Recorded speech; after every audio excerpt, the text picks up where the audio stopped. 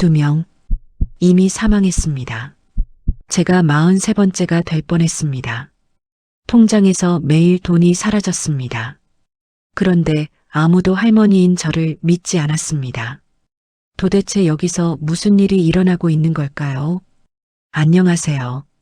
저는 올해 73이 된 박순옥이라고 합니다.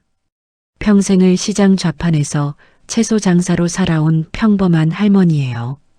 새벽 4시면 어김없이 눈이 떠지고 밤늦게까지 장부를 정리하던 그런 사람이었죠. 제 인생에서 가장 소중한 건 2가지였습니다. 하나는 제가 피땀 흘려 키운 아들 민수와 딸 지혜, 그리고 또 하나는 40년 동안 푼푼히 모은 제 낡은 통장이었어요. 오늘은 그 통장 때문에 제게 일어난 기막힌 이야기를 한번 들어봐 주시겠어요? 그날 아침이었습니다. 저는 평소처럼 시장에 나가려고 낡은 운동화 끈을 묶고 있었어요. 근데 현관문이 벌컥 열리더니 딸 지혜가 회사복 차림으로 들어왔습니다. 엄마, 지금 뭐 하시는 거예요? 지혜가 제 손에서 장바구니를 빼앗으며 날카롭게 물었어요. 응? 시장 가려는데. 오늘 무값이 좀 떨어졌다던데. 엄마는 지금 상황 파악이 안 되세요? 지난주에 계단에서 넘어지신 거 벌써 잊으셨어요? 아, 그때 말이구나. 저는 괜찮다고 했는데 지혜가 호들갑을 떨어서 병원까지 갔었죠. 의사 선생님은 다행히 골절은 없고 타박상만 있다고 했어요. 그게 별거 아니었잖아. 괜히 호들갑 떨어서. 별거 아니긴요. 혼자 사시다가 큰일 나시면 어떡하려고 그러세요? 지혜의 목소리에 짜증이 묻어 있었습니다. 저는 그 말투가 섭섭했지만 내색하지 않았어요. 지혜야, 엄마가 아직 멀쩡하단다. 걱정 마. 멀쩡하시긴요. 어제도 가스불 켜놓고 깜빡하셔서 냄비 태우신 거 벌써 잊으셨어요? 아, 그건 정말 깜빡한 거였어요. 요즘 들어 자꾸 이런 일이 생기더라고요. 근데 나이 들면 누구나 그렇잖아요. 바로 그날 저녁 아들 민수가 퇴근길에 집으로 찾아왔습니다. 딸 지혜도 함께였어요. 두 남매가 나란히 거실 소파에 앉아 있는 모습이 뭔가 심상치 않았습니다. 저는 부엌에서 서둘러 된장찌개를 끓이고 있었어요. 아이들 좋아하는 두부도 듬뿍 넣고요. 국자로 국물을 떠서 간을 보는데 민수가 조심스럽게 입을 열었습니다. 엄마, 저희가 오늘 좀 중요한 얘기를 드리려고 왔어요. 응? 무슨 얘기? 저는 국자를 내려놓고 앞치마를 벗으며 거실로 나갔어요. 두 아이의 표정이 너무 굳어 있어서 가슴이 철렁했습니다. 혹시 누가 아픈 거야? 손주들은 괜찮고? 아니에요. 엄마, 다들 괜찮아요. 오늘 할 얘기는 엄마에 관한 거예요. 민수가 태블릿을 꺼내 제게 보여줬습니다. 화면에는 아주 깨끗하고 현대적인 건물 사진이 떠 있었어요. 여기가 어디니? 효사랑 요양원이에요. 엄마, 강남에 있는 아주 좋은 곳이에요. 요양원이라는 말에 저는 숨이 턱 막혔습니다. 요양원? 너희가 엄마를 요양원에 보내려고? 엄마, 오해하지 마세요. 여긴 진짜 좋은 곳이에요. 지혜가 얼른 말을 받았어요. 1대1 케어에 물리치료도 받을 수 있고 식사도 호텔급이래요. 엄마 친구분들도 많이 계시대요. 나는 싫어. 나는 우리 집에서 살 거야. 제가 손사래를 치며 말했습니다. 근데 민수가 한숨을 푹 쉬더니 제 손을 잡았어요. 엄마, 저희도 정말 고민 많이 했어요. 근데 저희가 낮에 일하는 동안 엄마 혼자 계시면 너무 위험해요. 만약에 넘어지시거나 쓰러지시면 어떡해요? 괜찮다니까. 엄마가 아직 멀쩡하단 말이야. 엄마, 지난달에도 119 부르신 거 있잖아요. 가슴이 답답하다고. 아, 그때 말이구나. 저는 그냥 체했던 건데 딸아이가 호들갑을 떨어서 구급차까지 불렀었죠. 그건 그냥 소화가 안 돼서 그랬던 거지. 병원 가니까 아무것도 아니라고 했잖아. 엄마, 제발요. 일단 한 번만 가보세요. 보시고 마음에 안 드시면 안 가시면 되니까. 결국 저는 아이들 성화에 못 이겨 그 요양원을 보러 가기로 했습니다. 토요일 오전 민수가 운전하는 차를 타고 강남으로 향했어요. 창밖으로 스쳐 지나가는 높은 빌딩들을 보며 저는 마음이 무거웠습니다. 내가 정말 이런 데 가서 살아야 하나. 효사랑 요양원은 생각보다 훨씬 컸습니다. 5층짜리 하얀 건물의 앞마당에는 잘 가꿔진 정원도 있었어요. 유리문을 열고 들어가니 소독약 냄새가 아니라 은은한 허브향이 났습니다. 어서 오세요. 박순옥 어르신 맞으시죠? 리셉션에 있던 젊은 여직원이 환하게 웃으며 저희를 맞았어요. 너무 친절해서 오히려 어색했습니다. 원장님께서 직접 안내해 드리겠다고 하셨어요. 잠시만 기다려 주세요. 우리는 로비 소파에 앉아 기다렸습니다. 벽에는 대한민국 최우수 요양원, 보건복지부 인증 같은 상패들이 줄지어 걸려 있었어요. 민수가 제 손을 꽉 잡으며 말했습니다. 엄마, 여기 정말 괜찮은 것 같죠? 저는 대답 대신 작게 한숨만 내쉬었습니다. 잠시 후 50대로 보이는 남자가 하얀 가운을 입고 나타났습니다. 동그란 안경을 쓰고 있었고 얼굴에는 부드러운 미소가 가득했어요. 어르신, 어서 오세요. 저는 이곳 원장 강현철이라고 합니다. 강 원장이 제 손을 두 손으로 꼭 잡으며 말했어요. 손이 따뜻했습니다. 아이고, 원장님께서 직접 나오시네요. 민수가 얼른 인사했습니다. 당연히 나와야죠.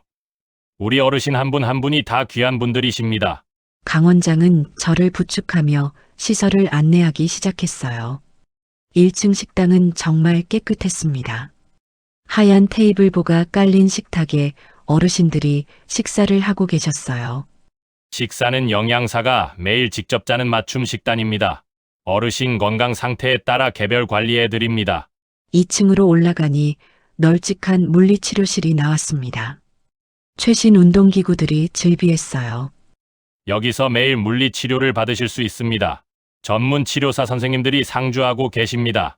3층은 입소자들이 머무는 방이었습니다. 강 원장이 한방 문을 열어 보여줬어요. 1인실이었는데 깨끗한 침대와 옷장, 작은 화장실까지 갖춰져 있었습니다. 어르신, 이 방 어떠세요? 창문으로 햇빛도 잘 들어오죠? 정말 나쁘지 않았습니다. 아니, 솔직히 말하면 제가 살던 낡은 집보다 훨씬 좋았어요. 하지만 뭔가 마음 한구석이 허전했습니다. 시설 안내가 끝나고 우리는 다시 1층 원장실로 내려왔습니다. 강 원장이 서류 몇 장을 꺼내며 설명하기 시작했어요. 입소 절차는 아주 간단합니다. 여기 계약서에 서명만 해주시면 되고요. 월 비용은 300만 원입니다. 300만 원이요? 민수가 놀라서 물었습니다. 네, 하지만 이 안에 식사, 간병, 물리치료, 의료비가 다 포함된 금액입니다. 오히려 저렴한 편이죠. 민수와 지혜가 서로 눈빛을 교환했습니다. 저는 그 표정을 보고 알았어요. 아이들이 이미 마음을 정한 거라는 걸요. 그리고 한 가지 더 말씀드릴 게 있습니다. 강 원장이 더 가까이 다가오며 부드럽게 말했습니다. 어르신, 혹시 통장이나 현금을 가지고 계신가요? 네, 통장이요? 네. 요양원에서는 어르신들 안전을 위해 귀중품을 저희가 안전하게 보관해드리고 있습니다. 혹시 도난이나 분실 사고가 나면 큰일이잖아요. 저는 뭔가 이상한 느낌이 들었습니다. 아니, 제 통장을 왜요? 어르신, 걱정 마세요. 저희가 금고에 아주 안전하게 보관해드릴 겁니다. 그리고 필요하실 때마다 언제든지 찾아 쓰실 수 있어요. 강 원장의 목소리는 여전히 부드러웠지만 왜인지 제 등에 식은 땀이 흘렀습니다. 근데 제 통장인데 제가 가지고 있으면 안 되나요? 제가 조심스럽게 물었습니다. 그 순간이었어요. 강 원장의 얼굴이 아주 짧은 순간, 딱 1초도 안 되는 찰나에 차갑게 굳었습니다. 방금 전까지 따뜻하게 웃던 그 얼굴이 마치 가면을 벗은 것처럼 싸늘하게 변했어요. 네, 아니, 그게 아니라. 제 돈인데 제가 관리하면 안 되나 싶어서요. 저는 얼른 말을 돌렸습니다. 그러자 강 원장의 얼굴이 다시 원래의 부드러운 미소로 돌아왔어요. 아, 물론이죠. 어르신께서 직접 가지고 계셔도 됩니다. 하하. 제가 너무 안전만 걱정한 것 같네요. 강 원장이 웃으며 말했지만 저는 방금 본 그 차가운 눈빛을 잊을 수가 없었습니다. 결국 저는 그 다음 주에 효사랑 요양원에 입소했습니다. 민수와 지혜가 제 짐을 싸서 차에 실었어요. 40년 동안 살던 우리 집을 떠나는 날이었습니다. 마지막으로 빈 거실을 둘러보는데 가슴 한구석이 텅 비는 것 같았어요. 엄마, 괜찮으세요? 지혜가 제 어깨를 감싸며 물었습니다. 응, 그래, 괜찮다. 저는 거짓말을 했습니다. 전혀 괜찮지 않았거든요.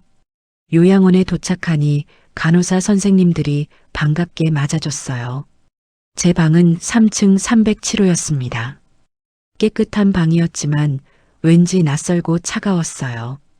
엄마, 필요한 거 있으면 언제든지 전화하세요. 민수가 제 핸드폰을 침대 옆 테이블에 놓으며 말했습니다. 그래, 알았다. 그럼 저희는 이만 갈게요. 엄마, 여기서 편하게 지내세요. 아이들이 떠나고 저는 혼자 낯선 방에 남았습니다. 창밖으로 석양이 지고 있었어요. 저는 가방에서 제 낡은 통장을 꺼내 꼭 쥐었습니다. 40년 동안 푼푼히 모은 돈 2억 3천만 원. 시장에서 새벽부터 밤늦게까지 일해서 모은 제 평생의 땀이 고스란히 담긴 통장이었어요. 이건 절대 누구한테도 안 줘. 저는 통장을 가슴에 꼭 안으며 중얼거렸습니다. 입소한 지 사흘째 되던 날 저녁이었습니다. 저는 식당에서 저녁 식사를 마치고 방으로 돌아오는 길이었어요. 복도를 걷고 있는데 갑자기 뒤에서 누군가 제 이름을 불렀습니다. 박순옥 어르신, 돌아보니 강 원장이 서 있었습니다. 여전히 그 부드러운 미소를 띠고 있었어요. 아, 원장님. 어르신, 잠깐 시간 되세요? 제 사무실로 좀 가시죠.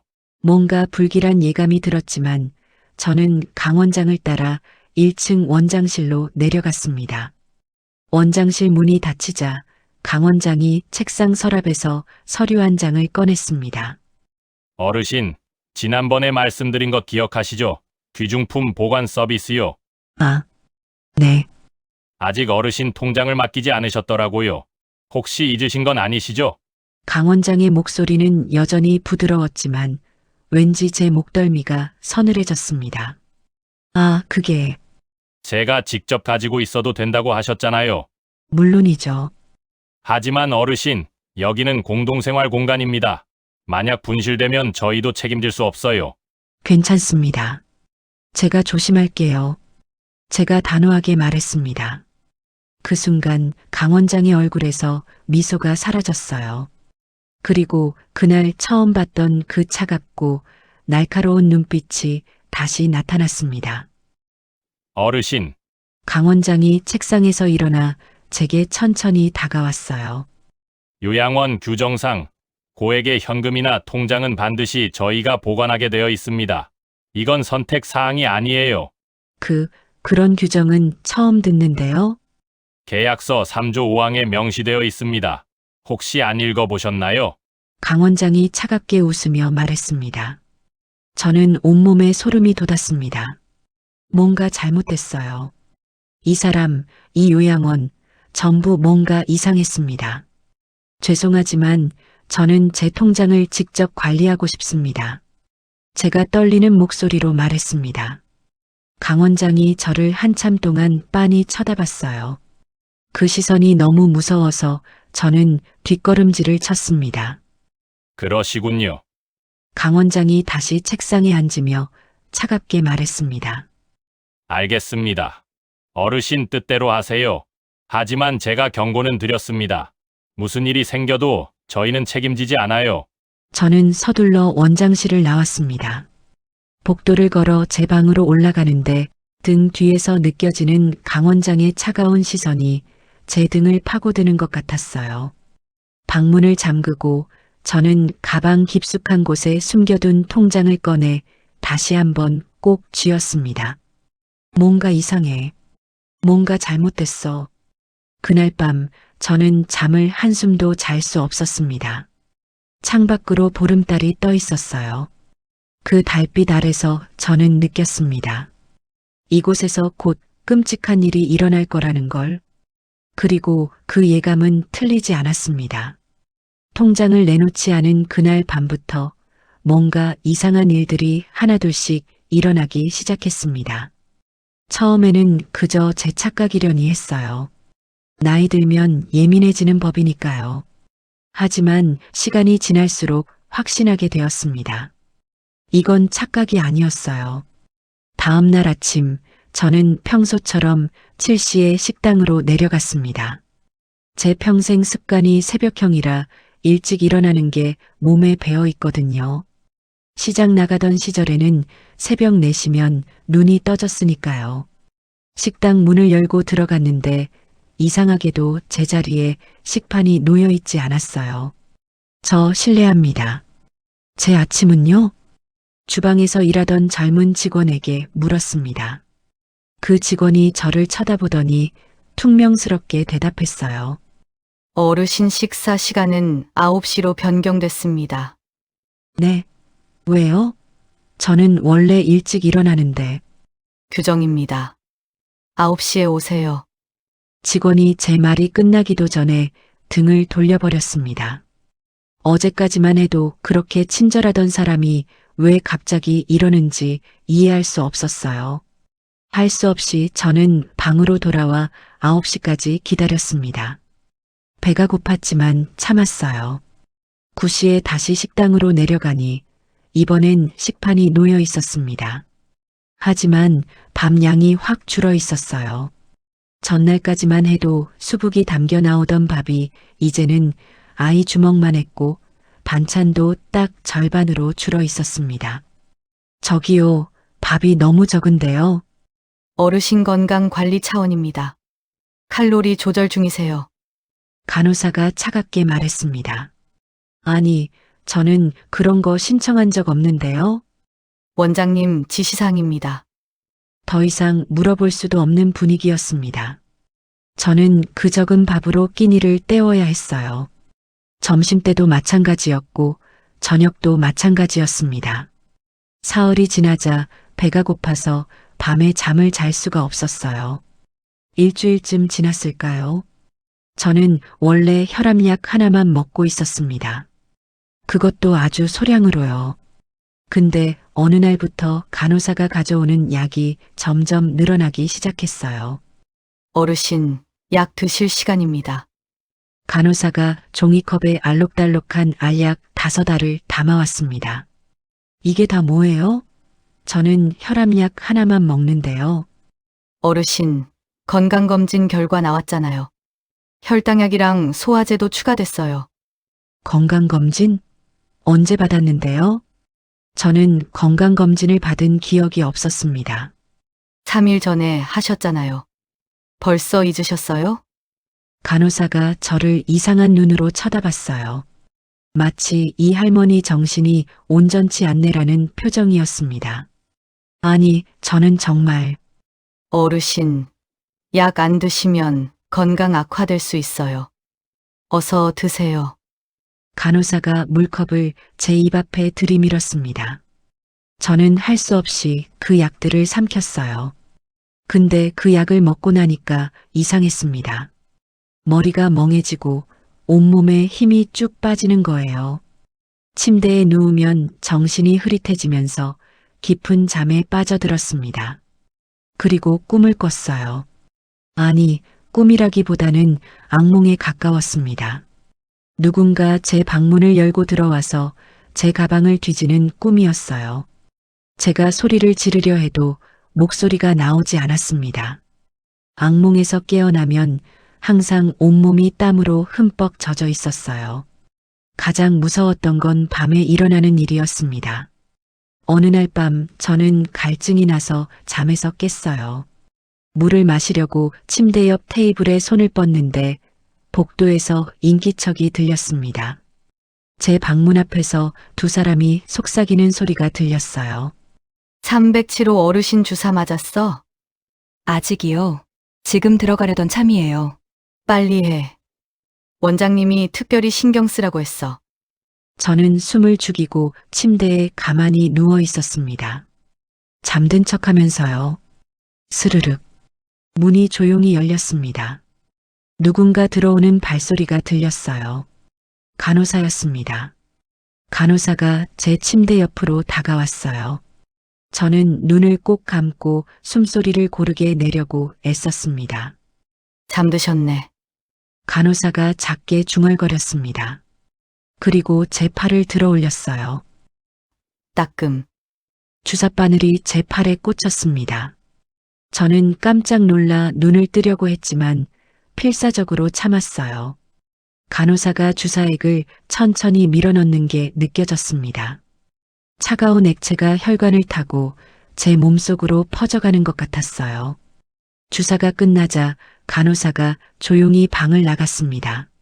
문이 닫히고 나서야 저는 눈을 떴어요. 온몸이 부들부들 떨렸습니다.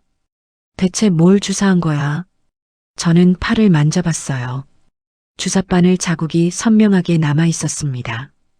그날 이후로 매일 밤 같은 시간에 누군가 제 방에 들어와 주사를 놓고 갔습니다. 저는 잠든 척 했지만 그들은 제가 깨어 있는지 아닌지 확인조차 하지 않았어요. 아침에 일어나면 팔에는 주사바늘 자국이 여러 개 생겨 있었고 온몸이 나른하고 머리가 무거웠습니다. 참다 못해 저는 딸 지혜에게 전화를 걸었습니다. 여보세요? 지혜야? 네. 엄마, 왜요? 무슨 일 있어요? 지혜야, 엄마 좀 데려가줘. 여기 이상해. 네. 뭐가 이상해요? 밥도 제대로 안 주고 이상한 약도 먹이고 밤에는 주사도 맞고. 지혜야, 엄마 무서워. 제 목소리가 떨렸습니다. 전화기 너머로 한숨소리가 들렸어요. 엄마, 또 시작이네. 지난주에도 같은 전화하셨잖아요. 뭐? 지난주에? 저는 지난주에 전화한 기억이 없었습니다. 엄마, 원장님한테 들었어요. 엄마가 요즘 적응하시느라 힘들어 하신대요. 그래서 영양제 좀 더 드린다고 하시던데 영양제가 아니라니까. 이상한 약이라고. 엄마, 제발요. 전문가가 주는 약을 왜 이상하다고 하세요? 엄마가 요즘 깜빡깜빡 하시는 거 몰라요? 나 안 깜빡거려. 멀쩡하다고. 엄마, 어제도 같은 말씀하셨잖아요. 나 멀쩡하다고. 근데 5분 뒤에 또 전화하셔서 똑같은 말 하시고. 그럴 리가 없어. 나는 엄마, 저도 바빠요. 회사에서 큰 프로젝트 하고 있어서 정신없어요. 괜히 트집 잡지 마시고 그냥 편하게 지내세요. 요양원비가 얼마인데요? 원장님 말씀 잘 들으세요. 딸이 짜증을 내며 전화를 끊어버렸습니다. 저는 멍하니 핸드폰을 내려다봤어요. 제가 어제 전화했다고요? 저는 기억이 없었습니다. 설마 정말 내가 깜빡한 걸까? 불안이 엄습했습니다. 저는 다시 아들 민수에게 전화를 걸었습니다. 민수라면 제 말을 믿어줄 거라고 생각했어요. 여보세요, 엄마. 민수야, 엄마다. 네. 엄마, 무슨 일이세요? 민수야, 엄마 여기 나가고 싶어. 여기 사람들이 이상해.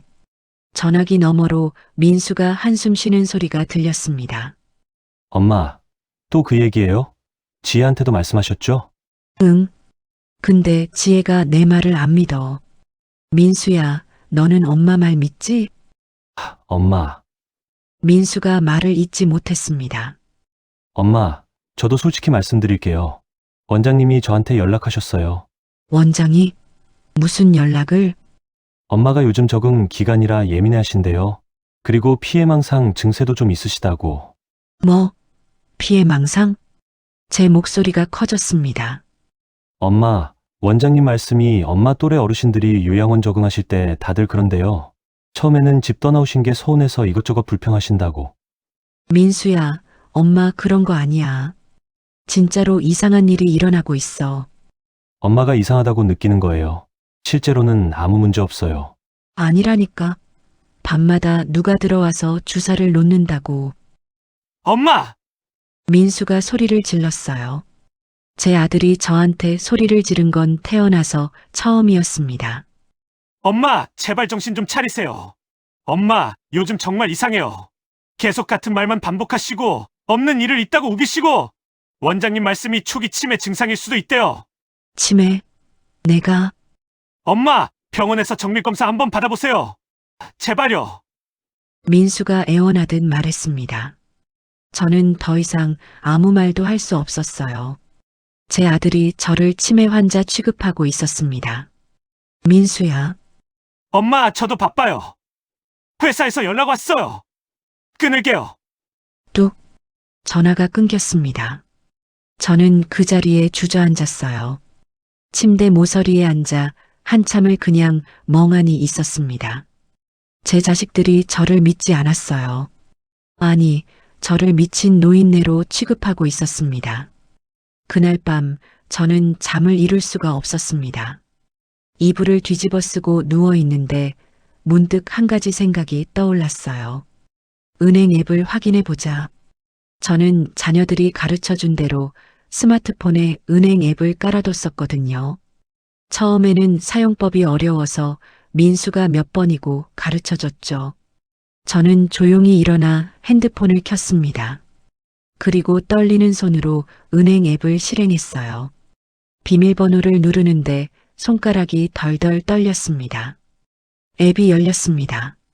제 통장 잔액이 화면에 떴어요. 2억 2,100만 원. 저는 숫자를 다시 세어봤습니다. 2억 2,100만 원. 분명 입수하기 전에는 2억 3천만 원이었어요.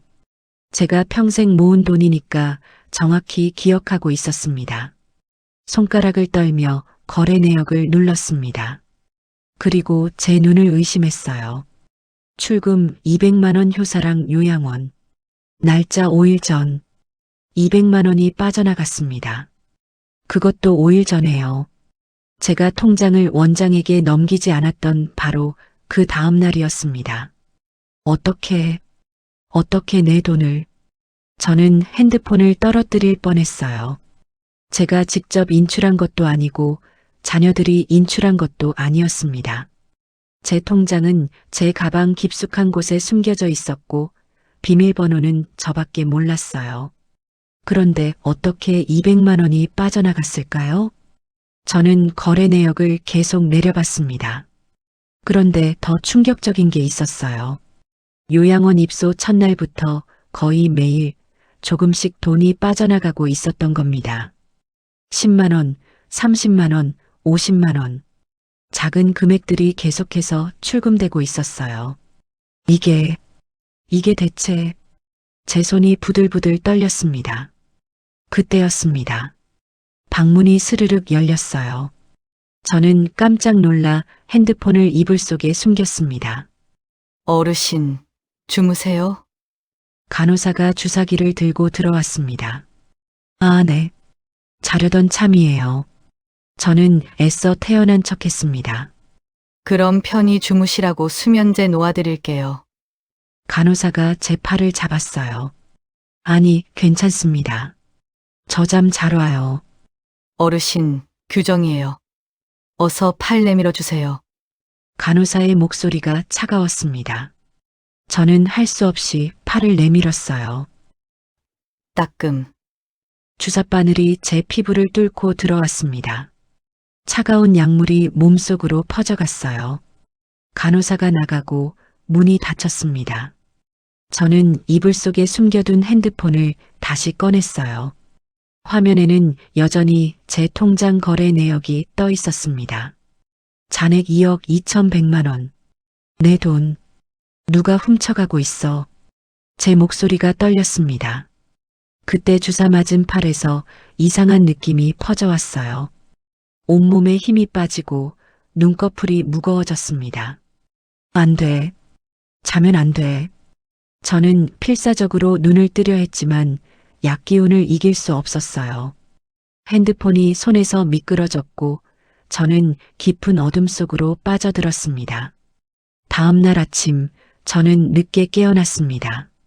머리가 깨질 듯이 아팠고 입안은 바짝 말라 있었어요. 침대 옆 시계를 보니 오전 11시였습니다. 아침 식사 시간은 진작 지나버렸죠. 저는 비틀거리며 일어나 화장실에 갔어요. 거울을 보니 제 얼굴이 말이 아니었습니다. 눈은 푹 꺼져 있고 얼굴은 핏기 하나 없이 창백했어요. 내가 왜 이 모양이 된 거야?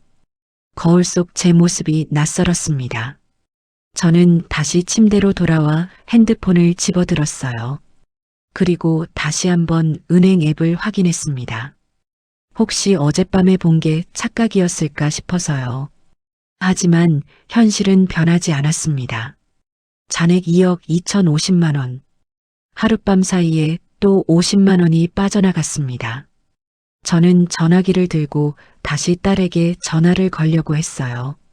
하지만 버튼을 누르기 직전에 멈췄습니다. 얘기해봤자 또 안 믿겠지. 엄마가 착각한다고 치매라고 그러겠지. 저는 전화기를 내려놨어요. 아들에게도 전화하지 않았습니다. 마찬가지였거든요. 저는 그 순간 깨달았어요. 이제 저는 혼자라는 걸, 아무도 제 말을 믿지 않고 아무도 제 편이 아니라는 걸. 창밖을 내다봤습니다. 저 멀리 자유롭게 걷는 사람들이 보였어요. 저도 예전에는 저렇게 자유로웠는데 이제는 이 건물 안에 갇혀서 제 돈이 빠져나가는 걸 무기력하게 지켜볼 수밖에 없었습니다.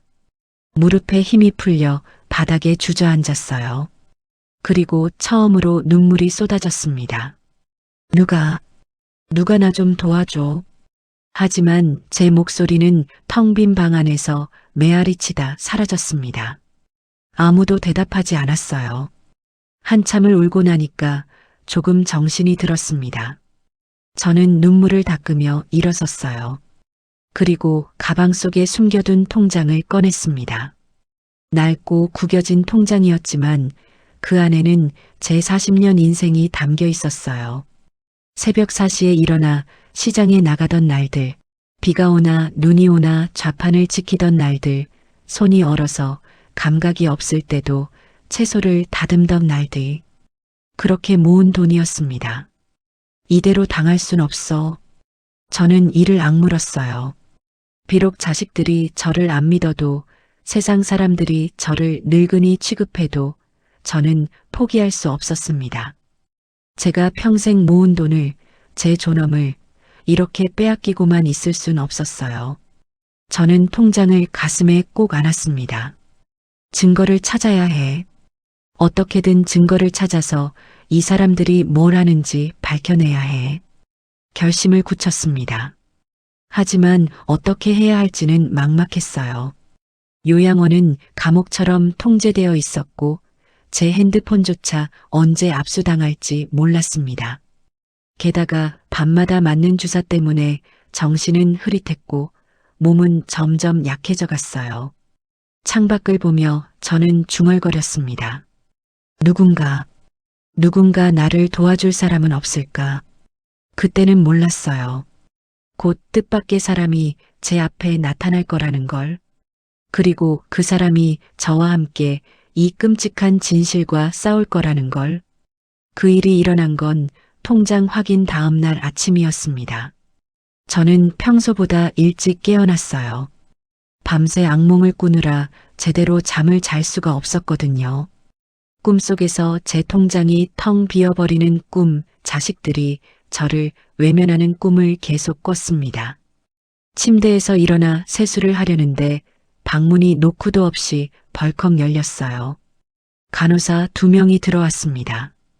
어제까지 못 보던 얼굴들이었어요. 박순옥 어르신 안녕하세요. 키 큰 간호사가 냉랭하게 말했습니다. 네, 안녕하세요. 무슨 일이세요? 어르신 핸드폰 좀 보여주세요. 핸드폰이요? 왜요? 저는 본능적으로 가슴이 철렁했습니다. 원장님 지시사항입니다. 어르신들 건강관리를 위해 스마트폰 사용을 제한하기로 했습니다. 건강관리가 핸드폰이랑 무슨 상관이에요? 제가 당황해서 물었어요. 어르신들이 밤늦게까지 핸드폰 하시면 수면에 방해가 됩니다. 그래서 일괄적으로 수거하기로 했어요. 싫어요. 이건 제 물건인데 왜 가져가려고 해요? 저는 침대 옆 테이블 위에 있던 핸드폰을 얼른 집어들었습니다. 어르신, 어렵게 하지 마세요. 키 큰 간호사의 목소리가 차갑게 변했어요. 필요할 때는 저희한테 말씀하시면 언제든지 빌려드립니다. 규정이에요. 규정.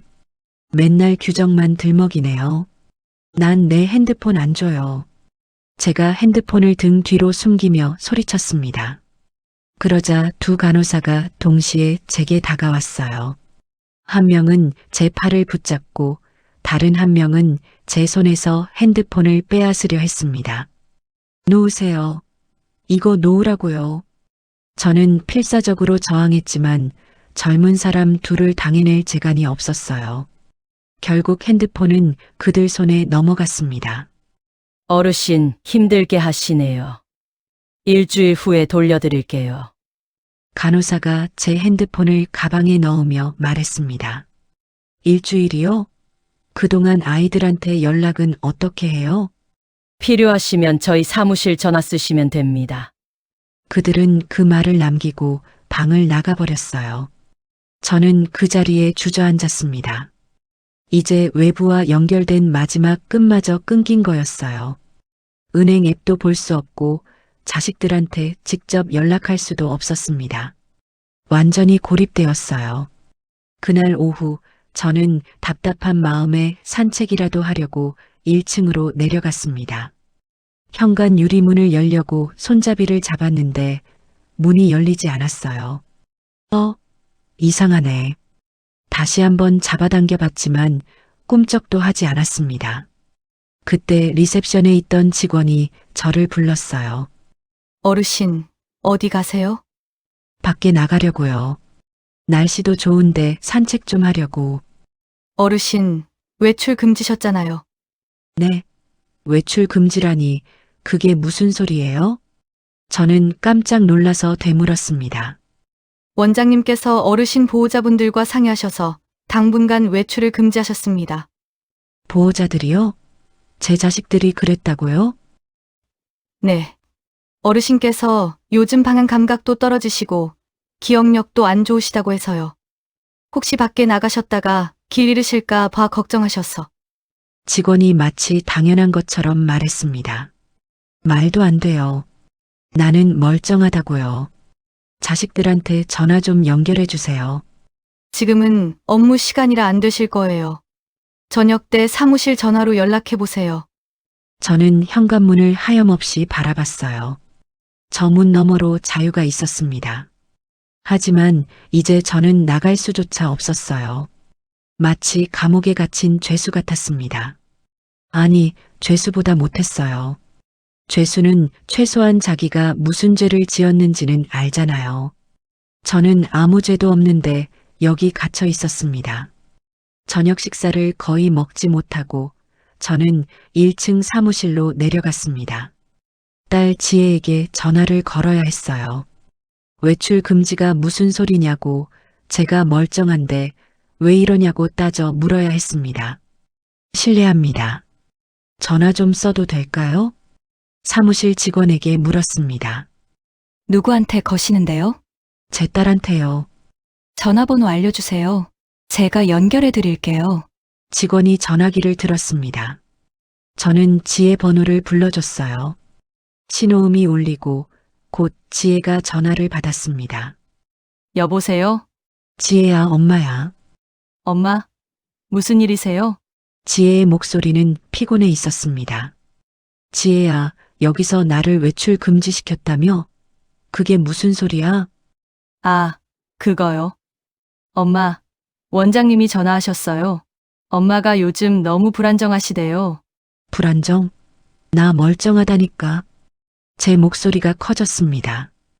사무실 직원이 저를 쳐다봤어요. 엄마, 목소리 낮추세요. 원장님 말씀이 엄마가 자꾸 밖에 나가시려고 하시는데 혹시 길 잃으실까봐 걱정된대요. 나 길 안 잃어. 내가 치매 환자야? 엄마, 아무도 엄마 치매 환자라고 안 했어요. 그냥 조심하시라는 거예요. 지혜야, 엄마 말 좀 들어봐. 여기 이상해. 정말 이상하다고. 엄마, 또 시작이네요. 저 지금 회의 들어가야 해요. 끊을게요. 지혜야, 지혜야. 뚝. 전화가 끊겼습니다. 저는 수화기를 들고 망연자실했어요. 어르신, 전화 끝나셨으면 돌려주세요. 다른 분들도 쓰셔야 해요. 직원이 차갑게 말했습니다. 아들한테도 전화 좀 하고 싶은데요. 하루에 한 통만 가능합니다. 내일 다시 오세요. 네. 하루에 한 통이요? 네, 규정입니다. 또 규정이었습니다. 저는 무거운 발걸음으로 방으로 돌아왔어요. 계단을 오르는데 다리에 힘이 하나도 없었습니다. 방문을 열고 들어가서 침대에 주저앉았어요. 이제 정말 아무것도 할 수 없었습니다. 핸드폰도 없고 외출도 못하고 전화도 하루에 한 번밖에 못하고 완전히 갇혔어요. 그날 이후로 이상한 일이 또 생겼습니다. 어디를 가든 누군가 저를 지켜보고 있다는 느낌이 들었어요. 복도를 걸으면 간호사들이 멈춰서서 저를 뚫어지게 쳐다봤고 식당에 가면 직원들이 수근수근 속삭였습니다. 화장실에 갈 때도 누군가 따라오는 것 같았어요. 어느 날 저녁 저는 화장실에서 나오다가 복도 모퉁이에서 두 간호사가 나누는 대화를 엿듣게 됐습니다. 307호 할머니, 계속 감시하라고 했어. 왜? 뭐 문제라도 있어? 원장님 말씀이 저 할머니 요주의 대상이래. 혹시 몰래 밖에 나가려고 하거나 다른 어르신들한테 이상한 말 하면 바로 보고하래. 아, 알았어. 그럼 밤에도 자주 확인해야겠네. 저는 숨을 죽이고 벽에 바짝 붙어 있었습니다. 요주의 대상이라니. 저는 마치 범죄자 취급을 받고 있었어요. 며칠 후 저는 식당에서 홀로 식사를 하고 있었습니다. 예전에는 다른 어르신들과 같은 테이블에 앉아서 이야기도 나누곤 했는데 요즘은 아무도 제 옆에 앉으려 하지 않았어요.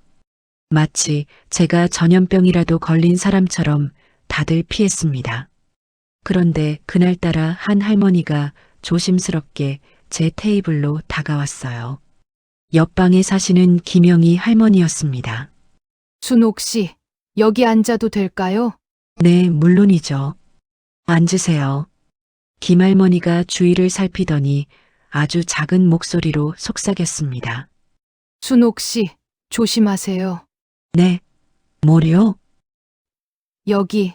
여기 이상해요. 뭔가 잘못됐어요. 김할머니의 눈에 공포가 서려 있었습니다. 김할머니도 느끼셨어요? 저는 반가운 마음에 김할머니 손을 잡았습니다. 드디어 제 말을 믿어줄 사람을 만난 것 같았어요. 저도 제 돈이 이상하게 빠져나가고 있어요. 확인하고 싶은데 핸드폰도 빼앗겼고. 저도요. 제 통장에서도. 제가 말을 하려는데 갑자기 간호사가 다가왔습니다. 어르신들, 무슨 얘기 그렇게 재미있으세요? 간호사가 의심스러운 눈으로 우리를 쳐다봤어요. 아, 아무것도 아니에요. 그냥 옛날 얘기요. 김할머니가 얼른 대답했습니다. 그러세요? 식사 다 하셨으면 방으로 올라가세요. 약 드실 시간이에요. 간호사가 우리를 떼어놓으려는 게 분명했습니다. 김할머니가 일어서며 제 손을 꽉 쥐었어요. 그리고 손바닥에 뭔가를 쥐어줬습니다. 작게 접힌 쪽지였어요.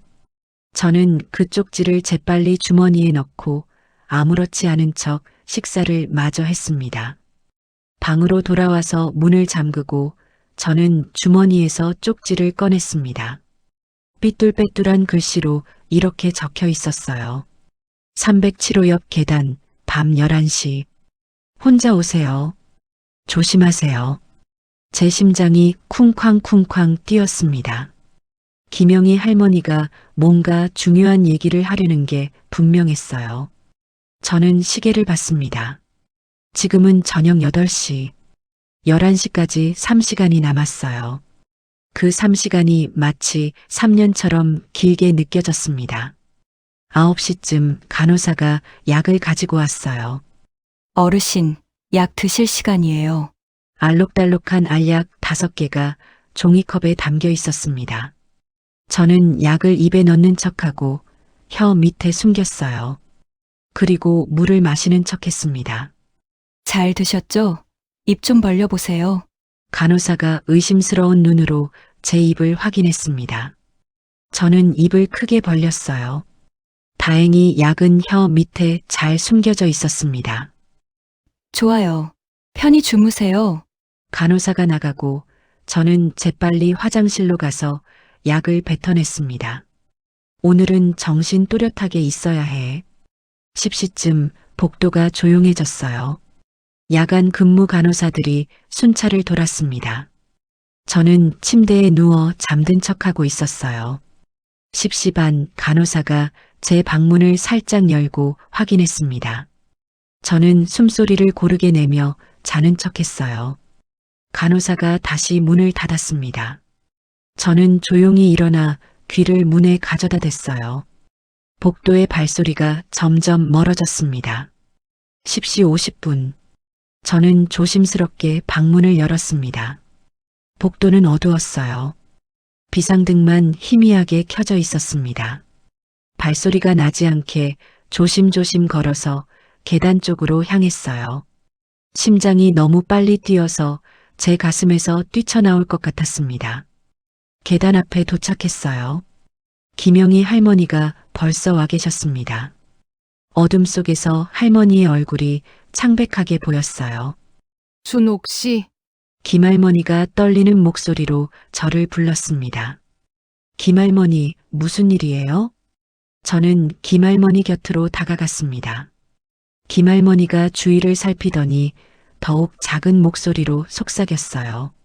순옥 씨, 저만 그런 게 아니에요. 여기 있는 어르신들 대부분이 돈을 빼앗기고 있어요. 뭐라고요? 제가 놀라서 목소리가 커지자 김할머니가 제 입을 막았습니다. 쉬. 작게요. 들키면 안 돼요.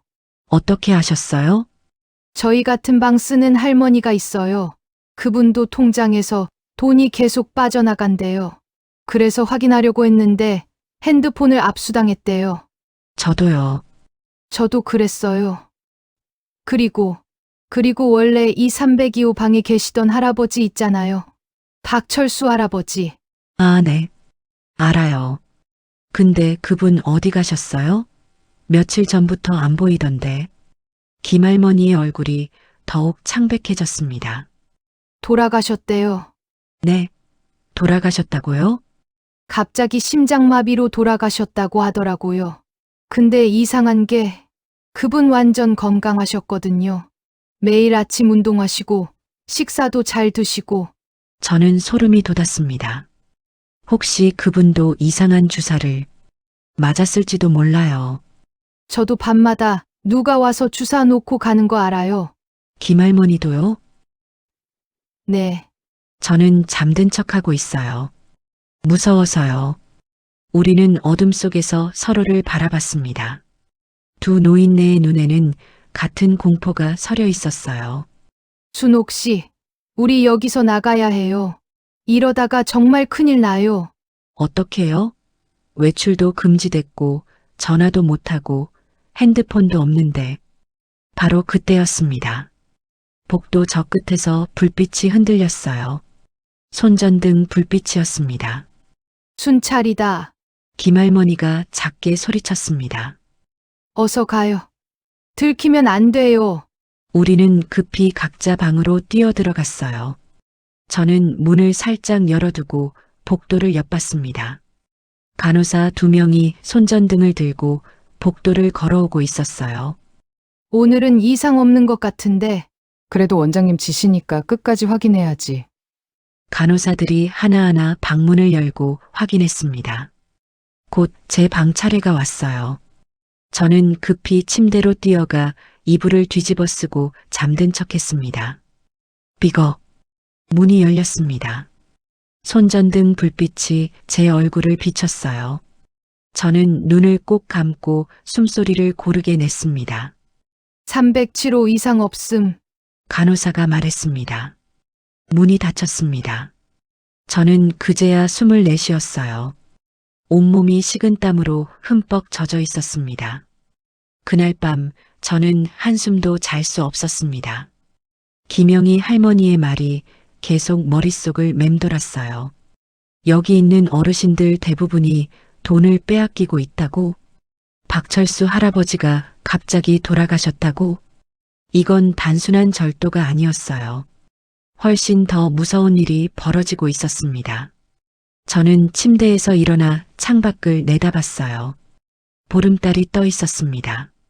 그 달빛 아래서 저는 결심을 굳혔어요. 아무도 날 믿어주지 않아. 자식들도 경찰도 아마 안 믿을 거야. 그럼 내가 직접 증거를 찾아야 해. 누구도 부인할 수 없는 확실한 증거를. 하지만 어떻게 해야 할까요?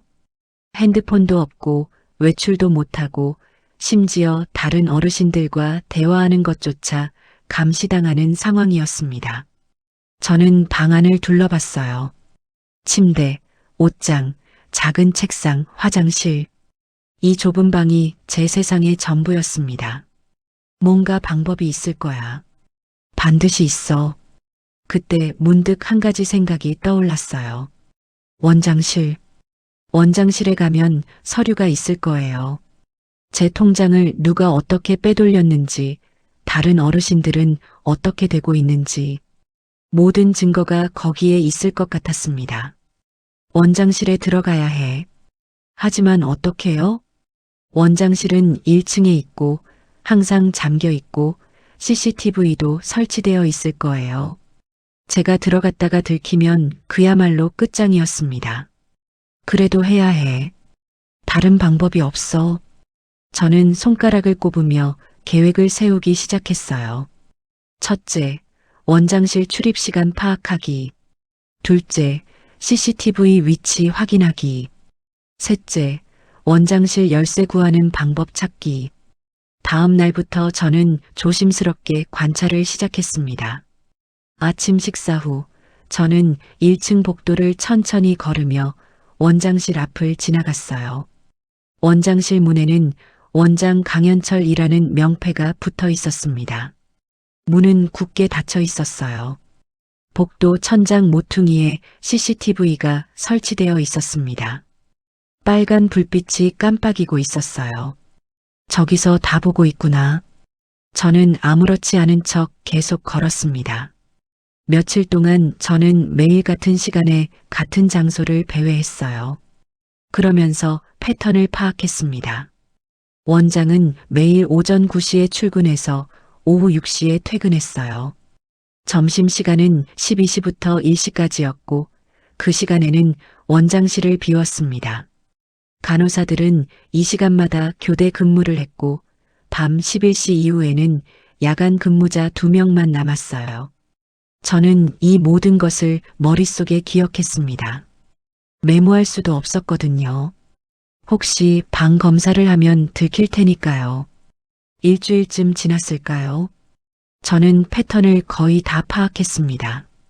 그리고 한 가지 기회를 발견했어요. 매주 수요일 오후 2시, 원장은 외부 미팅 때문에 요양원을 비웠습니다.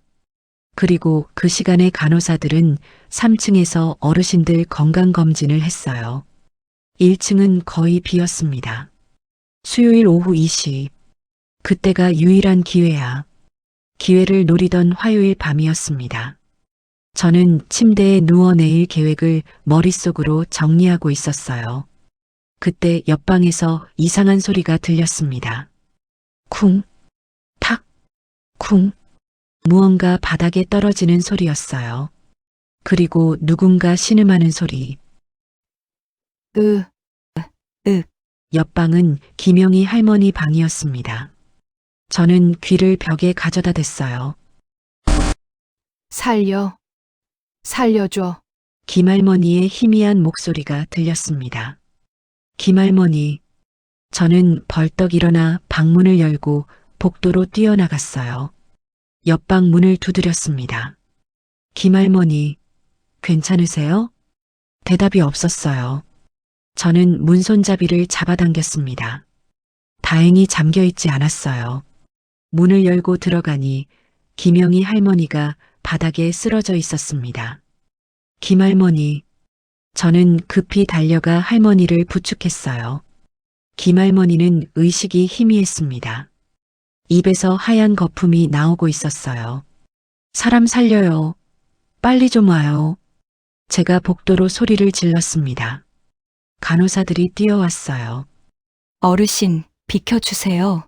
간호사들이 김할머니를 들것에 싣고 급히 의무실로 데려갔습니다. 저는 그 뒤를 따라가려 했지만 다른 간호사가 저를 막았어요. 어르신은 방으로 들어가 계세요. 김할머니 괜찮은 거예요? 곧 의사 선생님이 진찰하실 거예요. 걱정 마세요. 간호사가 저를 제 방으로 밀어넣고 문을 닫았습니다. 저는 방 안에서 안절부절 못했어요. 김할머니한테 무슨 일이 일어난 거지? 설마. 끔찍한 생각이 머리를 스쳤습니다. 설마 일부러 그런 건 아니겠지? 김할머니가 진실을 알고 있으니까. 아니야, 그럴 리 없어. 제 생각이 너무 극단적으로 가고 있었습니다. 하지만 불안은 가시지 않았어요.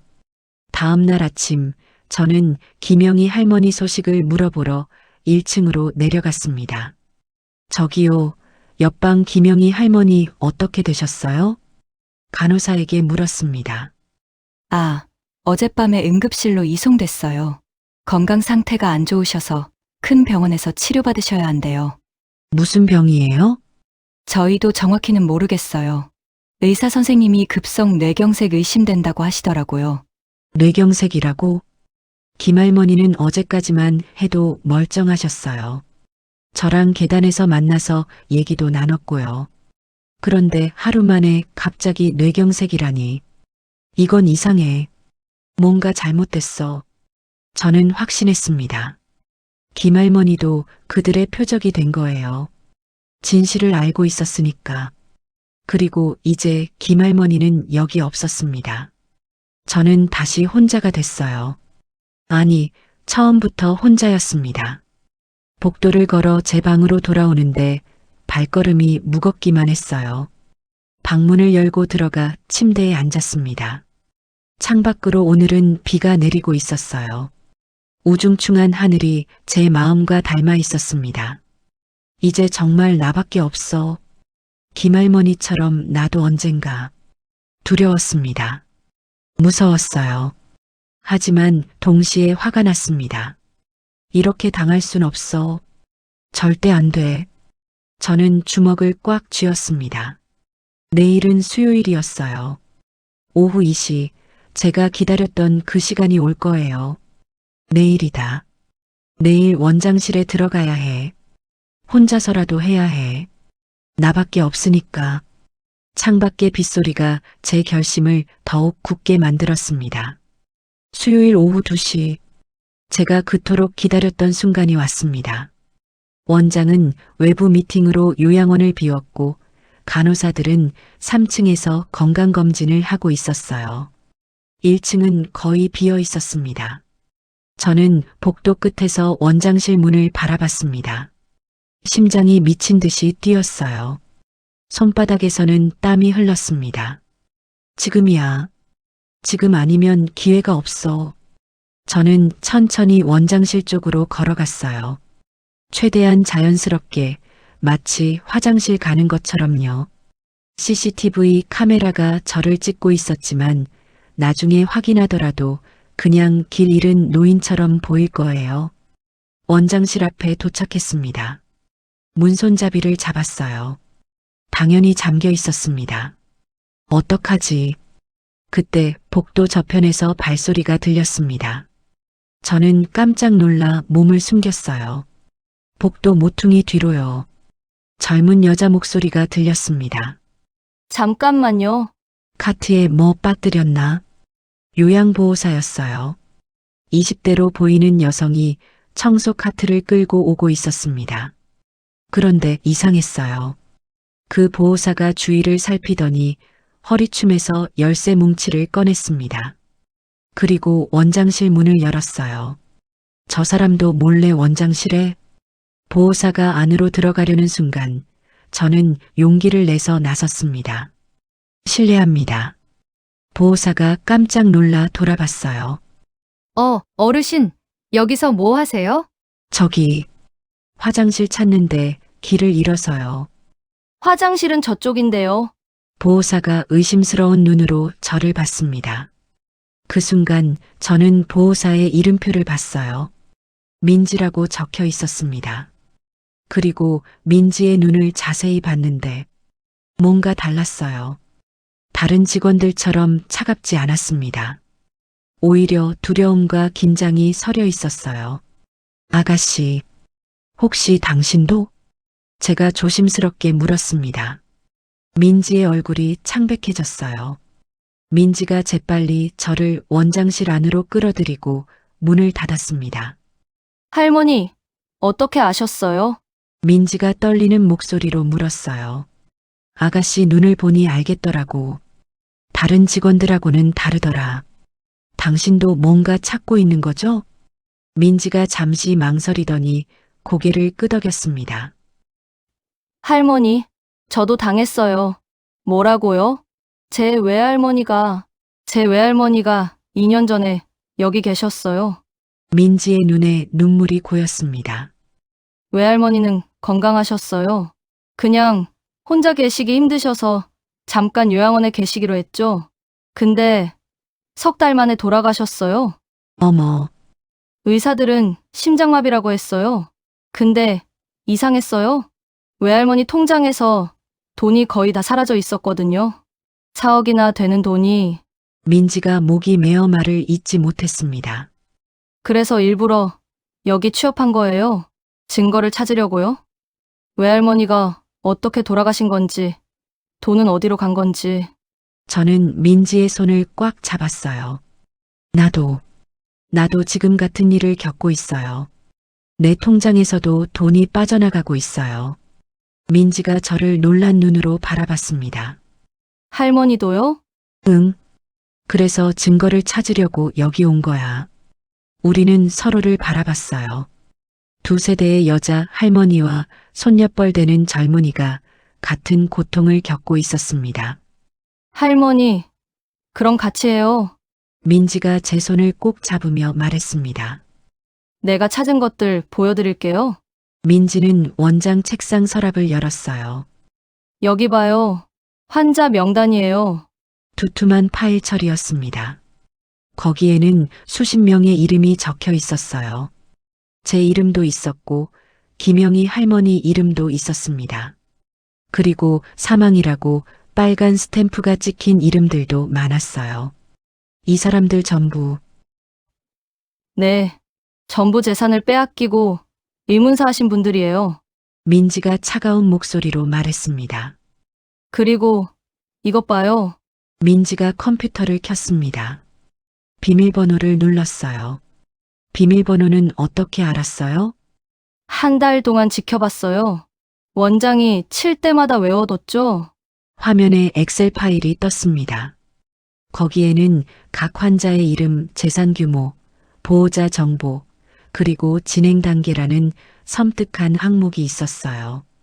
제 이름 옆에는 2단계 마이너스 재산 이전 준비 중이라고 적혀 있었습니다. 2단계가 뭐예요? 제가 떨리는 목소리로 물었습니다. 1단계는 약물 투여로 판단력 흐리게 하기. 2단계는 재산 이전. 3단계는 민지가 말을 멈췄어요. 3단계는 뭐예요? 말해봐요. 제거. 민지의 목소리가 속삭임처럼 작았습니다. 저는 온몸에 소름이 돋았어요. 제거라니. 사람을 죽인다는 거잖아. 할머니, 더 있어요. 민지가 서랍 깊숙한 곳에서 USB를 꺼냈습니다. 이거 제가 몇 주 전에 찾은 건데요. CCTV 백업 파일이에요. CCTV? 네, 원장이 혹시 몰라서 따로 백업해둔 파일인 것 같아요.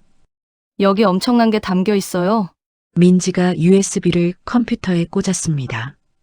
영상이 재생됐어요. 밤중에 한 병실. 노인이 침대에서 자고 있었습니다. 원장 강현철이 간호사와 함께 들어왔어요. 주사 놓아. 원장이 차갑게 명령했습니다. 간호사가 노인 팔에 주사를 놓았어요. 그리고 5분쯤 지나자 노인이 경련을 일으키기 시작했습니다. 노인이 고통스러워했지만 원장과 간호사는 그냥 지켜만 봤어요. 결국 노인은 움직임을 멈췄습니다.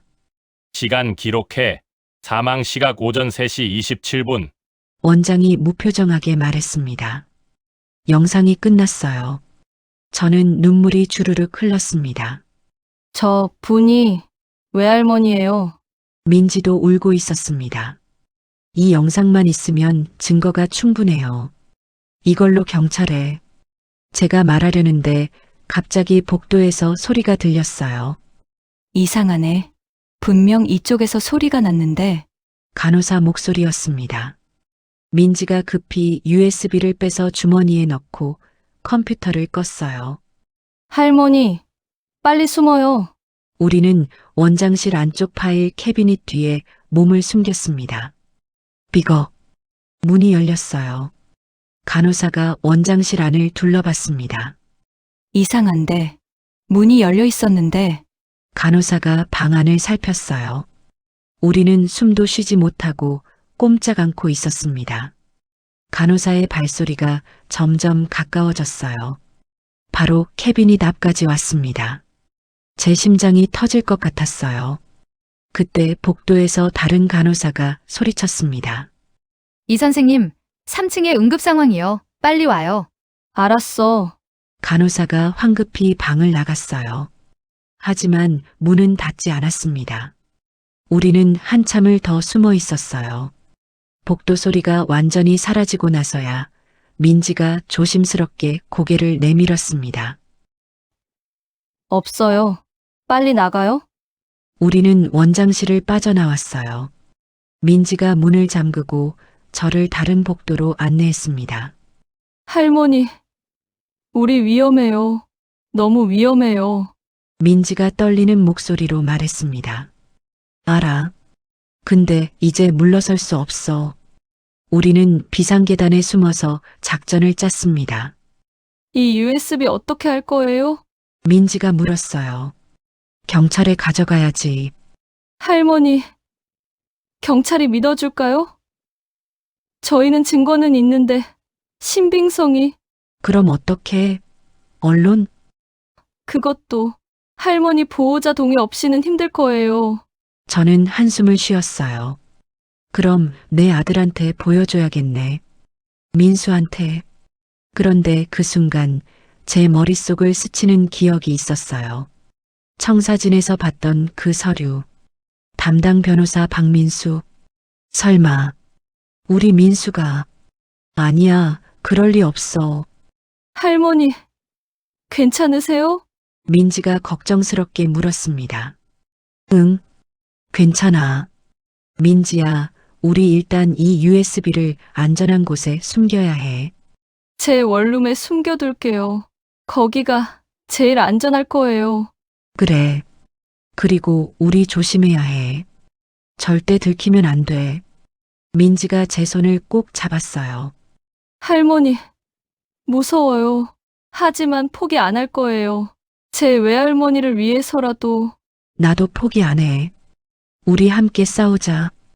우리는 손을 맞잡았습니다. 73세 할머니와 24세 청년. 두 세대가 하나가 되어 거대한 악에 맞서기로 한 거예요. 며칠 후, 민지가 제게 은밀히 더 많은 서류를 가져왔습니다. 할머니, 이거 봐요. 민지가 펼쳐 보인 서류에는 변호사 명단이 적혀 있었어요. 그리고 거기에 제 아들 이름이 있었습니다. 저는 그 이름을 몇 번이고 다시 봤어요. 틀림없는 제 아들 이름이었습니다. 할머니, 이 박민수라는 분이 내 아들이야. 제 목소리가 떨렸습니다. 민지가 충격받은 표정으로 저를 봤어요. 할머니 아드님이요? 그럼 아니야. 우리 민수는 그런 애가 아니야. 분명 오해야. 하지만 제 목소리에는 확신이 없었어요. 민지가 조심스럽게 다른 서류를 꺼냈습니다. 할머니, 이것도 봐요. 계약서였어요. 요양원과 법무법인 사이의 자문 계약서. 그리고 거기에도 박민수의 서명이 있었습니다. 3년 전부터 계약 관계였네요. 민지가 안타까운 눈빛으로 저를 봤어요. 저는 민지 몰래 외출을 감행했습니다. 아침 일찍 배식 담당자가 잠깐 한눈판 사이 뒷문으로 빠져나왔어요. 택시를 타고 민수의 법무법인으로 향했습니다. 고층 빌딩이었어요. 12층에 태평양 법무법인이라는 간판이 보였습니다. 엘리베이터를 타고 올라가는데 가슴이 두근거렸어요. 민수야, 제발 내가 아니길. 법무법인 문을 열고 들어갔습니다. 어머, 어르신 어떻게 오셨어요? 리셉션 직원이 놀라며 물었어요. 저, 박민수 변호사 만나러 왔어요. 아, 박 변호사님 어머님이세요? 잠시만요. 직원이 전화를 걸었습니다. 잠시 후 민수가 놀란 얼굴로 나왔어요. 엄마가 여기 어떻게 해? 민수야, 엄마 잠깐 얘기 좀 하자. 민수의 사무실에 들어갔습니다. 넓고 깨끗한 방이었어요. 큰 책상, 가죽 소파, 벽면 가득한 법률 서적들. 엄마, 요양원에서 어떻게 나오신 거예요? 외출 금지라고. 민수야, 그건 나중에 얘기하고. 엄마가 물어볼 게 있어. 저는 가방에서 민지가 복사해준 서류를 꺼냈어요. 이게 뭐니? 민수가 서류를 보더니 얼굴이 하얗게 질렸습니다. 이건 어디서? 효사랑 요양원이랑 너희 법무법인이랑 계약 관계라며? 엄마, 그건 민수야, 엄마한테 솔직하게 말해. 넌 알고 있었니? 그 요양원에서 무슨 일이 일어나고 있는지. 민수가 책상에 주저앉았어요. 엄마, 저는 정말 몰랐어요. 몰랐다고? 처음에는 그냥 일반적인 법률 자문이었어요. 요양원 운영 관련 계약서 검토, 그런 거. 민수의 목소리가 떨렸습니다. 근데 몇 달 전부터 이상한 요청들이 들어오기 시작했어요. 무슨 이상한 요청? 재산 이전 관련 서류들이요. 치매 환자들의 재산을 요양원 명의로 이전하는 위임장 같은 거. 민수가 머리를 감싸쥐었어요. 처음에는 이상하다고 생각했어요. 근데 강 원장이 모두 합법적인 절차라고 했어요. 환자 보호를 위한 거라고. 그래서 넌 믿었어? 엄마, 저도 의심했어요. 그래서 한 번은 강 원장한테 따져 물었어요. 민수가 떨리는 목소리로 계속했습니다. 그랬더니 강 원장이 저를 위협했어요. 위협? 내가 협조하지 않으면 제 비리를 폭로하겠다고 했어요. 무슨 비리? 민수가 고개를 떨구었어요. 엄마, 저 3년 전에 실수를 한 적이 있어요. 투자 사기 사건에 연루됐었어요. 직접적으로는 아니었지만 제가 법률 자문을 해준 회사가 사기 회사였어요. 민수야, 강 원장이 그걸 어떻게 알았는지 저를 협박했어요. 협조하지 않으면 변호사 자격 경부시키겠다고. 민수가 울먹였습니다. 엄마, 저도 겁이 났어요. 가족도 있고 아이들도 키워야 하는데. 그래서 저는 아들의 머리를 쓰다듬었어요. 그래서 엄마를 그 요양원에 보낸 거니? 민수가 고개를 끄덕였습니다. 엄마, 정말 죄송해요. 저는 진짜 몰랐어요. 강 원장이 엄마한테까지 그런 짓을 할 줄은. 저는 한참을 아무 말도 하지 못했어요. 제 아들이 겁에 질려서 엄마를 위험에 빠뜨렸다니 화가 났습니다. 동시에 마음이 아팠어요. 민수야, 네, 엄마. 넌 엄마를 배신했어. 그건 분명해. 민수가 눈물을 흘렸습니다. 하지만 엄마도 이해는 해. 너도 무서웠을 거야. 엄마. 근데 이제 선택해야 해. 계속 그 사람들 편에 설 거니 아니면 엄마 편에 설 거니? 민수가 고개를 들어 저를 봤어요. 엄마 편이요. 당연히 엄마 편이에요. 그럼 증거를 모아야 해. 강 원장과 그 뒤에 있는 사람들 모두를 잡으려면. 엄마, 위험해요. 그 사람들 무서워요. 엄마가 더 무서워. 내 인생을 빼앗으려는 놈들보다 내가 더 무서운 사람이란 걸 보여줄 거야. 저는 아들의 손을 잡았어요. 민수야, 이제라도 바로잡자. 함께. 민수가 눈물을 닦으며 고개를 끄덕였습니다. 민수가 내부 정보를 제공하기 시작하면서 우리는 더 많은 증거를 모을 수 있었습니다. 하지만 그들도 눈치챘어요. 제가 뭔가 알고 있다는 걸. 그리고 그들의 반격이 시작됐습니다. 어느 날 아침 간호사가 제 방에 들어왔어요. 어르신, 오늘 정신과 상담 있으세요? 정신과? 나 그런 거 신청 안 했는데요. 보호자분이 신청하셨어요. 어르신 요즘 상태가 안 좋으시다고. 제 가슴이 철렁했어요. 민수가?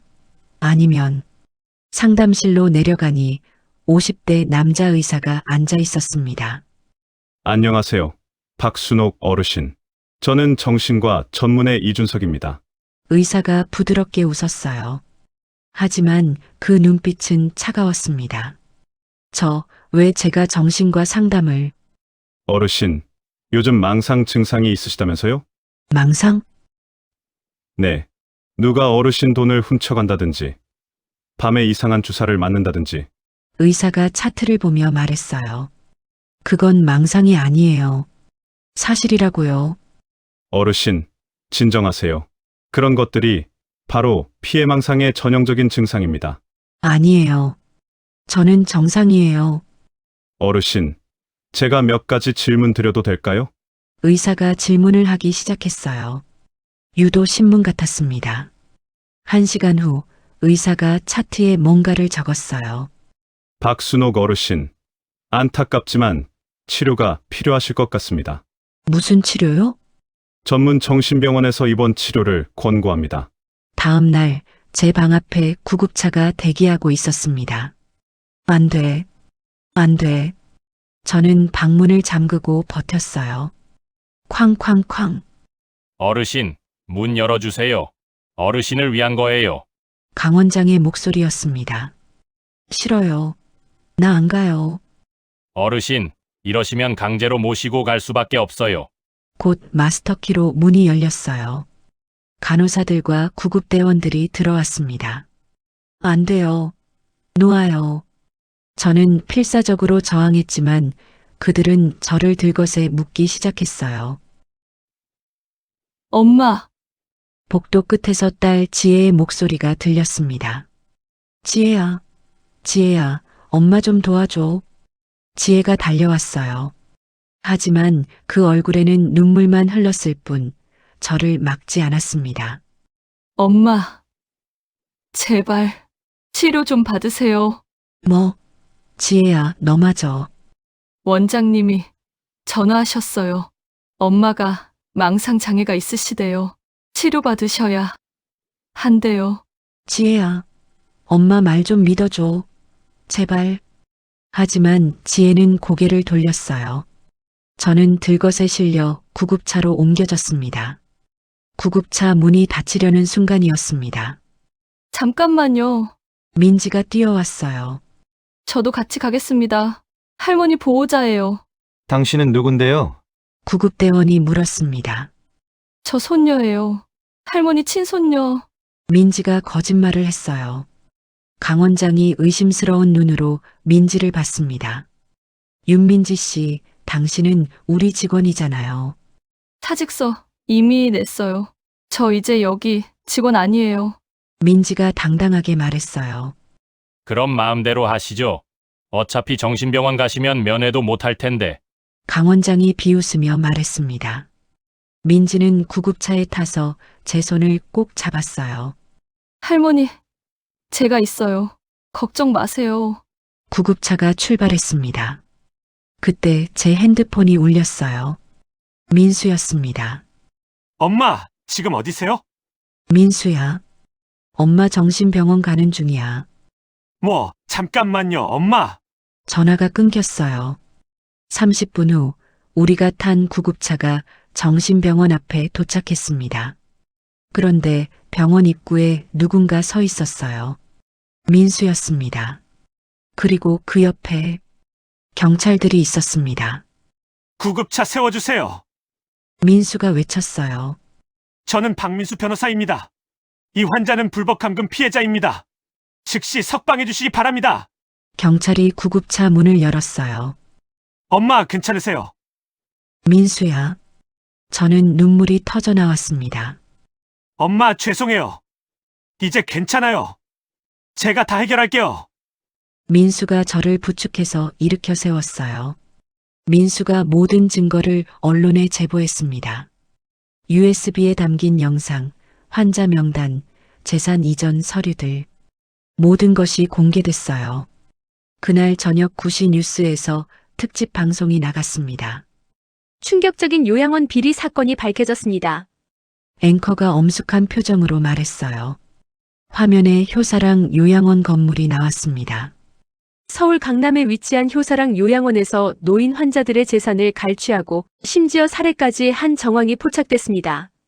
저는 민수 집 거실에서 뉴스를 보고 있었어요.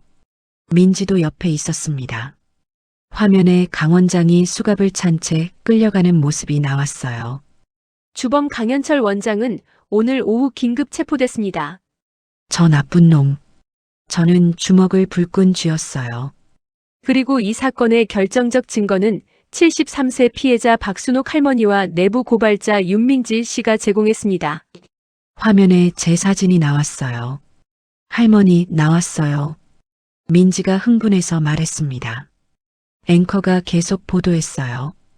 박순옥 할머니는 자신의 재산이 불법으로 인출되는 것을 발견하고 직접 증거 수집에 나섰습니다. 그날 밤부터 저는 유명인이 됐어요. 포털 사이트 실시간 검색어 1위에 제 이름이 올랐습니다.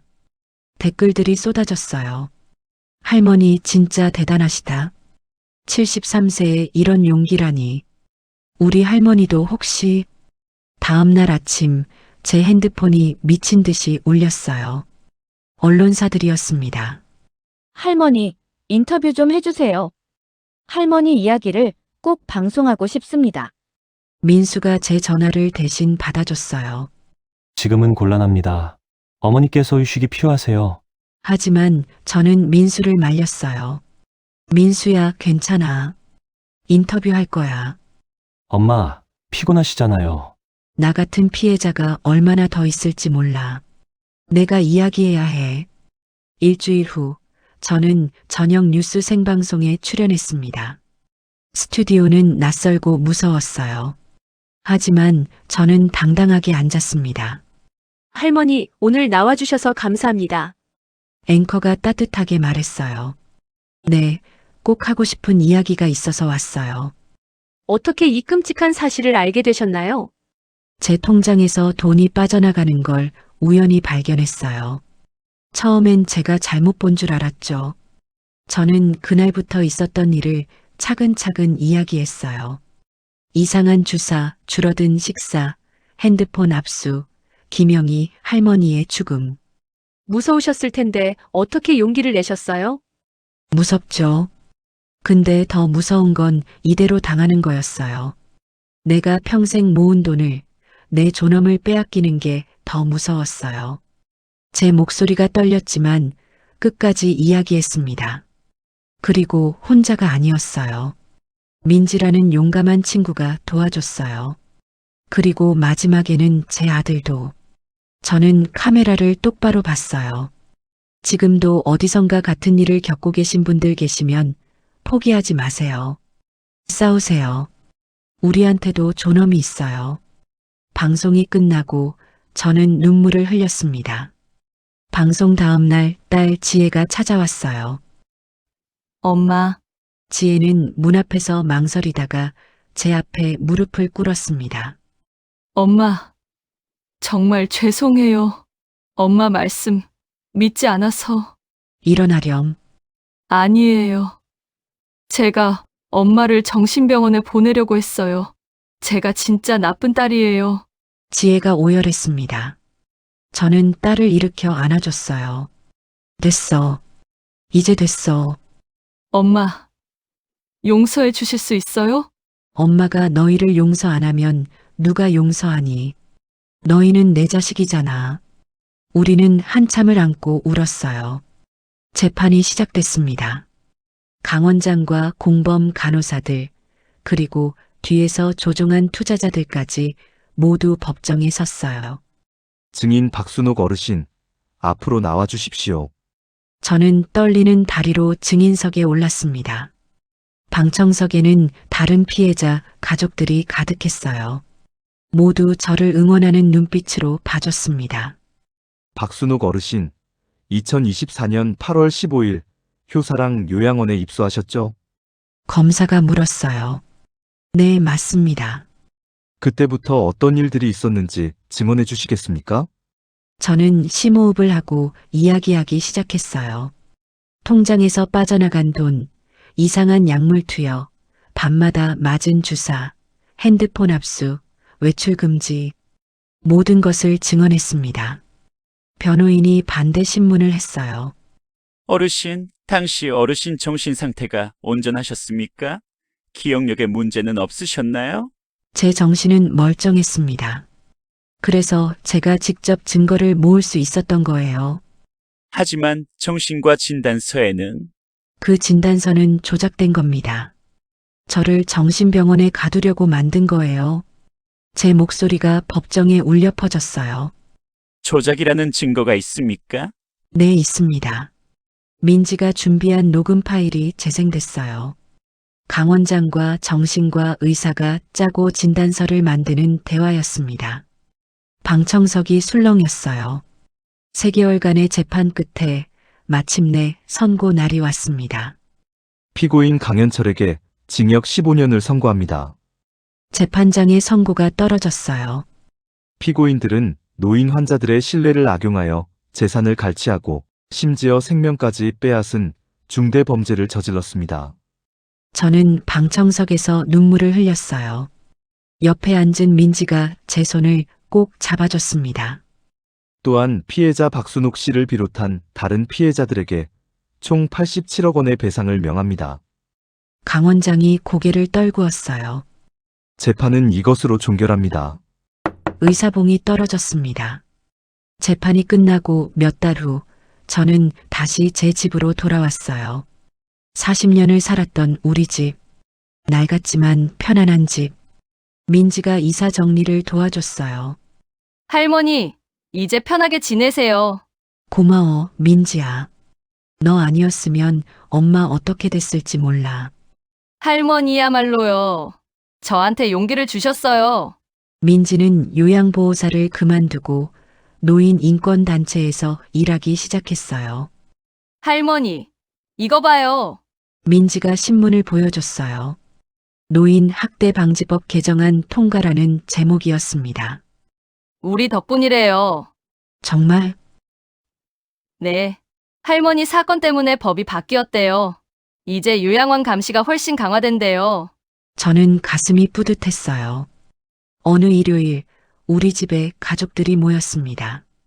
민수와 며느리, 손주들, 지혜와 사위, 손녀. 다들 식탁에 둘러앉아 제가 끓인 된장찌개를 먹었어요. 할머니, 맛있어요.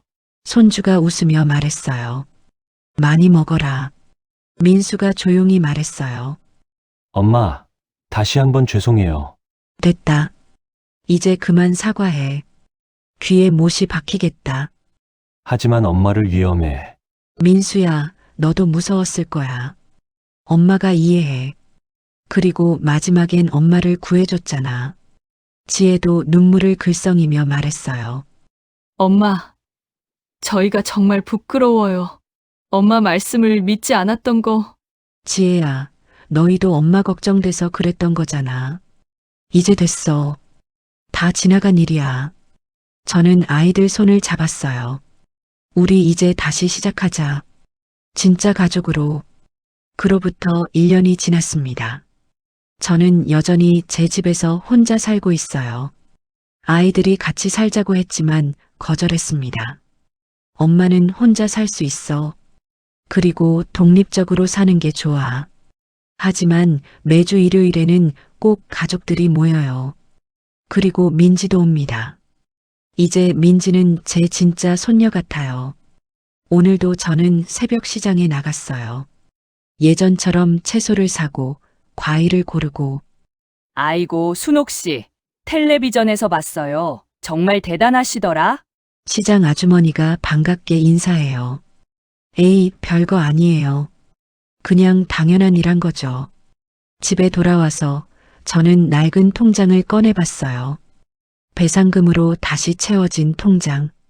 하지만 이제 그 돈보다 더 소중한 걸 찾았어요. 제 존엄, 제 용기, 그리고 진짜 가족. 창밖으로 봄꽃이 피고 있었어요. 저는 미소를 지었습니다. 나는 오늘도 살아있어. 그리고 당당해.